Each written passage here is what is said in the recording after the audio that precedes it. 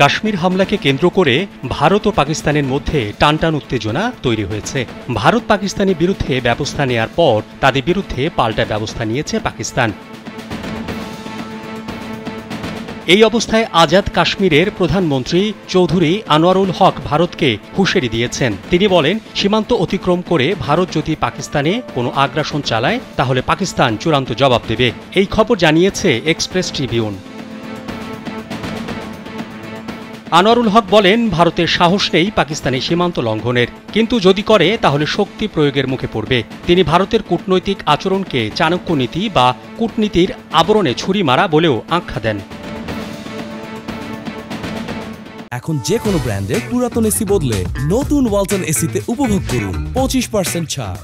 আনোয়ারুল হক আশঙ্কা প্রকাশ করে বলেন, ভারত কোনো তৃতীয় পক্ষকে ব্যবহার করে আজাদ কাশ্মীরকে অস্থির করতে পারে। যদি তারা এমন কোনো দুঃসাহস দেখায় তাহলে উপযুক্ত জবাব দেবে পাকিস্তান। ভারত পাকিস্তানের পাল্টাপাল্টি পদক্ষেপের মধ্যে সবচেয়ে গুরুত্বপূর্ণ হয়ে উঠেছে সিন্ধু নদের পানি চুক্তি। 1960 সালে বিশ্বব্যাংকের মধ্যস্থতায় ভারত ও পাকিস্তানের মধ্যে সিন্ধু পানি চুক্তি স্বাক্ষরিত হয়, যা দুই দেশের মধ্যে বিরল এক সহযোগিতার উদাহরণ হিসেবে এতদিন ধরে টিকেছিল। এই চুক্তির আওতায় পাকিস্তান সিন্ধু নদের জলধার ব্যবস্থার ওপর অধিকতর নির্ভরশীল, কারণ দেশটির কৃষি ব্যবস্থার প্রায় 90% এই পানির উপর নির্ভর করে। বিশ্লেষকরা বলছেন, পাকিস্তান তার পানির ন্যায্য হিস্সা নিশ্চিত করতে পারমাণবিক অস্ত্র ব্যবহার করতেও দ্বিধা করবে না। ইতোমধ্যে ইসলামাবাদও স্পষ্ট করে বলেছে, চুক্তি অনুযায়ী পাকিস্তানের পানির প্রবাহ বন্ধ বা সরিয়ে নেয়ার যে কোনো চেষ্টা যুদ্ধ ঘোষণার শামিল হবে এবং তার জবাব দেয়া হবে সকল ধরনের প্রচলিত ও অপ্রচলিত অর্থাৎ পারমাণবিক অস্ত্র ব্যবহার করে।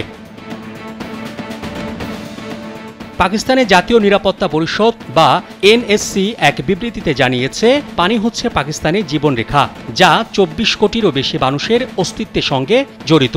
তাই পানির প্রবাহ বন্ধ করা হলে তা যুদ্ধ হিসেবে বিবেচিত হবে এবং এর জবাবে পাকিস্তান সামরিক শক্তি প্রয়োগ করতেও দ্বিধা করবে না। প্রতিরক্ষা বিশ্লেষকরা বলছেন, ভারত যদি পাকিস্তানের পানির প্রবাহ থামাতে কোনো জলাধার বা বাঁধ নির্মাণ করে তাহলে পাকিস্তান সেই স্থাপনাগুলো ধ্বংস করে দেবে। এতে পারমাণবিক অস্ত্র ব্যবহার করতেও তারা দ্বিধা করবে না। মোহাম্মদ শাহাবুদ্দিন মাহতাব, কালবেলা।